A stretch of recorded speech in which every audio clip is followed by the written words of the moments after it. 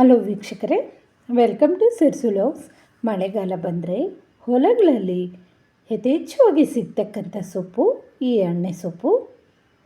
ಹೊಲಗಳಲ್ಲಿ ಕೆಲಸ ಮುಗಿಸ್ಕೊಂಡು ಸಾಯಂಕಾಲ ಬರುವಾಗ ಹಳ್ಳಿಗಳಲ್ಲಿ ಈ ಸೊಪ್ಪನ್ನು ಕಿತ್ಕೊಬಂದು ದಿಢೀರಂತ ಈ ಸಾಂಬಾರನ್ನು ಮಾಡ್ಕೊತಾರೆ.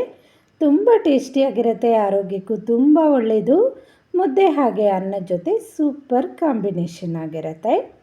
ಇದನ್ನು ಯಾವ ರೀತಿ ಮಾಡೋದು ಅಂತ ನೋಡೋಣ ಬನ್ನಿ. ಇಲ್ಲಿ ಎಳೆದಾಗಿರ್ತಕ್ಕಂಥ ಹಣ್ಣೆ ಸೊಪ್ಪನ್ನು ತಗೊಂಡಿದ್ದೀನಿ.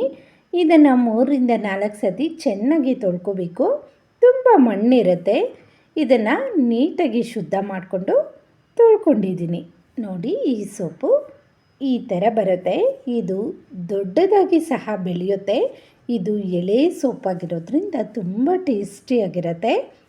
ಇದನ್ನು ಪಕ್ಕಕ್ಕಿಟ್ಕೊಂಡು ಇವಾಗ ನಾವು ಇಲ್ಲಿ ಸ್ವಲ್ಪ ಕಡಲೆಕಾಳನ್ನು ತಗೊಂಡಿದ್ದೀನಿ. ಈರುಳ್ಳಿ, ಬೆಳ್ಳುಳ್ಳಿ, ಒಣಮೆಣ್ಸಿನ್ಕಾಯಿ, ಹುಣಸೆ ಹಣ್ಣು, ಟೊಮೊಟೊ ಹಾಗೆ ಜೀರಿಗೆ, ಅರಿಶಿಣನ ತಗೊಂಡಿದ್ದೀನಿ. ಇವಾಗ ಕಡಲೆಕಾಳನ್ನು ಹುರ್ಕೋಬೇಕು. ಸೊಪ್ಪಲ್ಲಿ ಈ ಕಡಲೆಕಾಳನ್ನು ಹುರಿದು ಹಾಕೋದ್ರಿಂದ ಸಾಂಬಾರು ಟೇಸ್ಟು ಚೆನ್ನಾಗಿರುತ್ತೆ ಮುದ್ದೆಗೆ. ಕಡಲೆಕಾಳನ್ನು ಒಂದು ಕಡಾಯಿಗೆ ಸೇರಿಸಿ ಹುರ್ಕೊತಾ ಇದ್ದೀನಿ.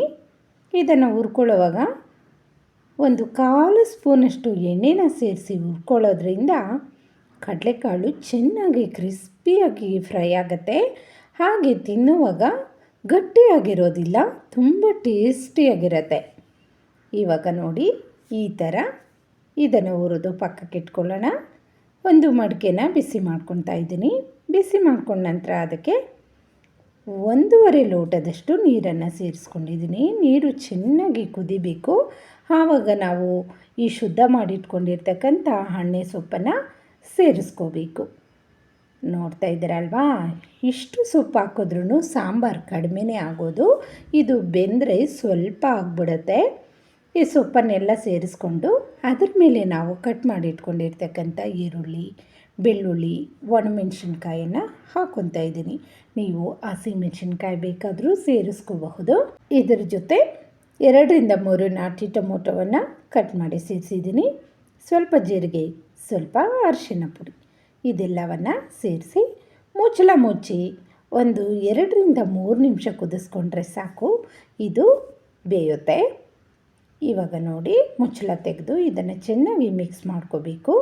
ಸೊಪ್ಪು, ಟೊಮೊಟೊ ಹಾಗೆ ಈರುಳ್ಳಿ, ಬೆಳ್ಳುಳ್ಳಿ ಎಲ್ಲ ಚೆನ್ನಾಗಿ ಬೇಯಬೇಕು.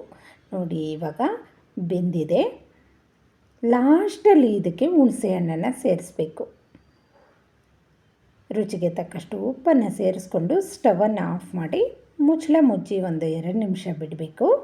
ನಂತರ ಸೊಪ್ಪನ್ನು ಒಂದು ಪ್ಲೇಟ್ಗೆ ತಗೊಂಡು ಇದು ತಣ್ಣಗಾದ ನಂತರ ನಾವು ಇದನ್ನು ಒರಳಿದ್ರೆ ಒರಳಲ್ಲಿ ರುಬ್ಕೋಬಹುದು. ಇವಾಗ ಇದನ್ನು ಬೇರ್ಪಡಿಸ್ಕೊಂಡು ತಣ್ಣಗಾಗೋಕ್ಕೆ ಬಿಡೋಣ.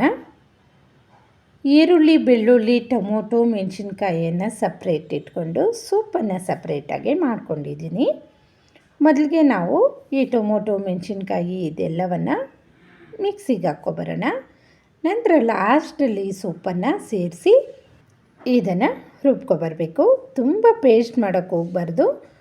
ಮಿಕ್ಸಿನ ಆಫ್ ಮಾಡಿಕೊಂಡು ನಿಧಾನಕ್ಕೆ 1-2 ಸುತ್ತಿಸ್ಕೊಂಡ್ರೆ ಸಾಕು. ಸೊಪ್ಪು ಬೇಗ ನುಣ್ಣಗಾಗ್ಬಿಡತ್ತೆ. ಇವಾಗ ನಾವು ಒಂದು ಕಡಾಯಿಯನ್ನು ಬಿಸಿ ಮಾಡಿಕೊಂಡು 1 ಸ್ಪೂನಷ್ಟು ಎಣ್ಣೆನ ಸೇರಿಸ್ಕೊಂಡು ಸಾಸಿವೆ ಜೀರಿಗೆನ ಹಾಕ್ಕೊತಾ ಇದ್ದೀನಿ. ಸಾಸಿವೆ ಜೀರಿಗೆ ಚಿಟಪಟ ಅಂದ ನಂತರ ಕರಿಬೇವಿನ ಸೊಪ್ಪು ಹಾಗೆ ಸಣ್ಣದಾಗಿ ಹೆಚ್ಚಿಟ್ಕೊಂಡಿರ್ತಕ್ಕಂಥ ಈರುಳ್ಳಿನ ಸೇರಿಸಿ ಫ್ರೈ ಮಾಡ್ಕೋಬೇಕು. ಇದೆಲ್ಲ ಫ್ರೈ ಮಾಡ್ಕೊಂಡ ನಂತರ ನಾವು ರುಬ್ಬಿಟ್ಕೊಂಡಿರ್ತಕ್ಕಂಥ ಸೊಪ್ಪನ್ನು ಇದರಲ್ಲಿ ಮಿಕ್ಸ್ ಮಾಡ್ಕೋಬೇಕು. ನೋಡ್ತಾ ಇದ್ದೀರಲ್ವಾ, ತುಂಬ ಪೇಸ್ಟ್ ಮಾಡೋಕ್ಕೆ ಹೋಗಬಾರ್ದು. ಈ ಕನ್ಸಿಸ್ಟೆನ್ಸಿಗೆ ರುಬ್ಕೋಬೇಕು.